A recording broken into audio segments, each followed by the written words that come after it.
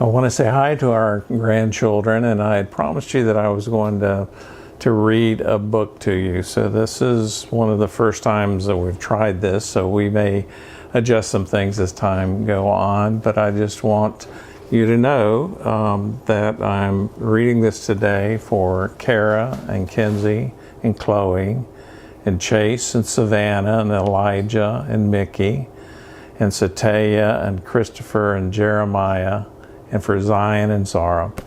And so this is from me, Grandpa Ayres, or Pa, or whatever you want to call me, as long as it's respectful. And what I'm going to do is I'm going to read today from a book that I wrote, actually, before any of you were born. It was written in 2004, and it's something that I'd pulled from my experience of working with teenagers in ministry and trying to help people make sense out of life. And so it's designed to help people in ways that make them stronger instead of more dependent. Because that's something that your parents and your grandparents have tried to teach you, is that when we're helping you, we're not making you more dependent on us. We're helping you in a way that helps you become more independent, because you're going to grow up and have children and grandchildren of your own, and you just need to develop those skills for life. So this isn't fiction. It's called Real Life Wisdom, Stories for the Road by me. And it's not made up, pretend. It's actual kind of suggestions for life. And so we're going to start on chapter 2, which is called Show Up Dressed and Ready to Play. Back when I was teaching middle and high school, a motivational speaker was brought in at the beginning of the school year to inspire the teachers. The entire faculty was gathered for a required training event in the middle school cafeteria. The speaker looked a little bit like a used car salesman to me. His hair was black from a bottle and slicked back in a style that was common even 30 years earlier. I was all attitude and young. What a goofball. What in the world do I have to sit here and listen to him? It was my first year of teaching, and I still had plenty of work waiting for me. So I took my seat, I slouched down a bit, and I just kind of kept one eye on the clock. Well, pride goes before the fall, and in this instance, the autumn. This motivational speaker proclaimed one of the more significant things that I've heard over the years, and have used it as a foundation for facing many of my challenges in life. The first step in learning something new is recognizing the absence of prior knowledge. And I was never very good at that first step. As I get older, though, humility becomes a lot more naturally to me. Well, this speaker told the story of a conversation he had with a young man who approached him after he'd given a previous motivational speech. The young man came up and he said, "Sir, what do I need to do to be successful?" Well, the sage thought for a moment, and he responded very simply, "Show up." There was a little silence, and the boy said, "What do you mean?" "Just show up. That's all you need to do, and you will have a delightful and successful life. People will appreciate you and acknowledge your contributions." "Okay," the young man nodded hesitantly. "Just show up" seemed to be like an odd response, but whatever. And the speaker continued, and he said, "Now, if you really want to get ahead, receive accolades and have people remark about your impressive qualities, then without doubt, show up dressed." "Dressed?" the young man said. "Yes, dressed. Not only in clean and pleasant attire, but with your mind dressed, with your attitude dressed. Give attention to the details of how you present yourself, and be ready to perform." The young man had an expression locked somewhere between incredulity and horror. These were not the answers he was pursuing, and certainly had to be more. And he said, "You mean that's all there is to show up dressed?" Oh, no, no, no. There's one more really important thing, the wise teacher continued. If you really, really want to just blow them away, take control, have buildings named after you, find yourself in a position of influence and power, then you just need to show up, dressed, and ready to play. Ready to play? Ready to play. Silence. Show up prepared. Study the issue before the meeting. Think of alternatives and solutions before you walk in the door. Be ready to play, ready to present your ideas, have your handouts printed and the master plan in mind. If you will do this simple thing, you will control the world. That's about all there is to it. Show up dressed, and show up dressed and ready to play.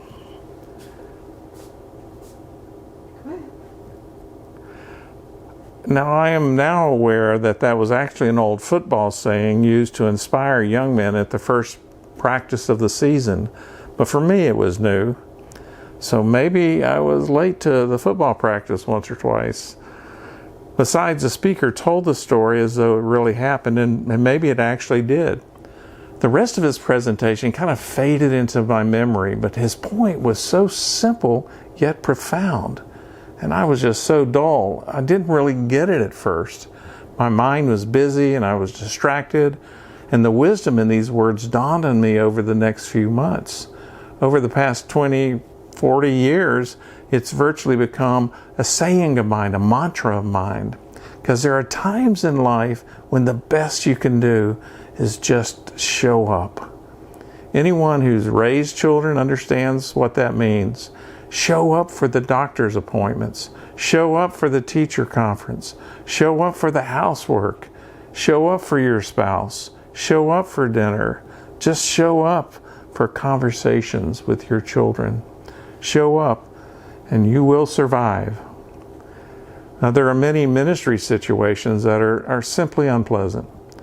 I have visited friends in jail, in hospitals, and found myself repeating, just show up. Ministers who have never put themselves in uncomfortable situations are not real ministers, they're entertainers. They only perform for appreciative crowds. It's amazing how important it is to just show up during the difficult times in people's lives. Don't let uncertainty paralyze you. Respond. Simply start by showing up. Now, secondly, be aware of how you present yourself. Show up dressed. Have a positive attitude about the opportunity to love other people. God's given you a life full of hope. Share the wealth of abundant life. Meet people on their level. Listen. Be willing to adapt your appearance to fit the situation. This may mean wearing a really nice outfit to a business lunch or casual clothes and a t-shirt when you're hanging out with young people. But it's more than just what you wear. It's how you dress your mind, how you view the other person. See them as God sees them. Dress yourself in garments that allow you to see others through God's eyes. Look people in the eye, even when they make you feel uncomfortable. Adorn yourself with respect for others. Dress yourself with class. Now finally, show up dressed and ready to play. It takes a tremendous amount of planning to make something look simple and spontaneous and fresh. The mark of a professional is someone who can accomplish incredible feats and make it look easy. That only happens because the professional was preparing while others were out playing around and wasting time. Study the situation before you get into it. Ask advice of others who have been there before. And prayer, talking to Jesus, is a vital part of just being able to show up ready to play. There's nothing magical about excellence. It's simply a matter of taking your responsibility seriously enough to prepare. In the Bible, in Luke, the 14th chapter, Jesus spoke about the importance of estimating the cost before beginning to build. Show up prepared. Jesus uses another story to warn about being unprepared. and that is that the kingdom of heaven will be like 10 virgins who took their lamps out and went out to meet the bridegroom. 5 of them were foolish, and 5 were wise.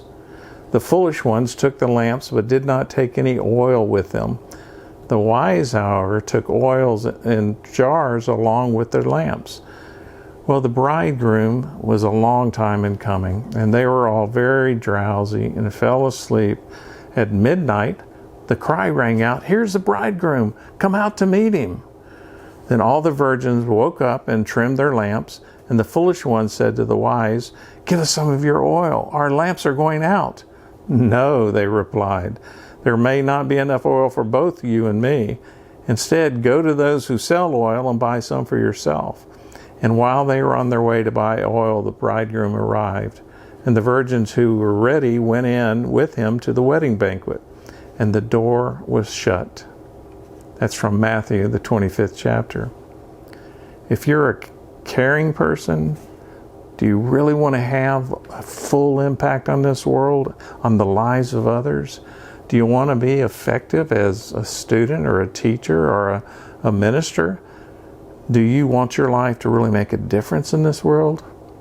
Well, show up. Show up dressed. Show up dressed and ready to play. So this is written for people who are in ministry. So some of the things you may not relate to as my grandchildren, but it really does apply to your lives as well. In terms of going to school is really important that you just show up, you get there. If you get there into a class and you're distracted and you're not really, you're not into it at all, well, you're not going to learn anything there. But if you show up and you've got your mind dressed and ready to learn, and you're expecting to learn something, and you're paying attention, and then if you've even actually studied the night before and prepared yourself, then you are going to do really, really great in school. That you're showing up dressed and ready to play, and that you will do wonderful things. And God will continue to do great things in you and through you for others. Because God doesn't just love us, He loves others too. And so He wants us to be really kind and caring and loving to our brothers and sisters and to our parents and to our teachers and all the adults in our lives, but wants us to be really caring and kind to other children, to other people that you interact with. That there's never any bullying, there's never any picking at, there's never any making fun of, but you show up in their lives dressed and ready to play, ready to enjoy the great things that you have in your lives. Well, we love you and so glad to be able to spend some of this time with you. And I'll continue to see what might be the best books to read. And I may read more things from this one, or I may find a fiction book that we could read together as well. All right. Well, Grandma and Grandpa love you very much. Have a great day.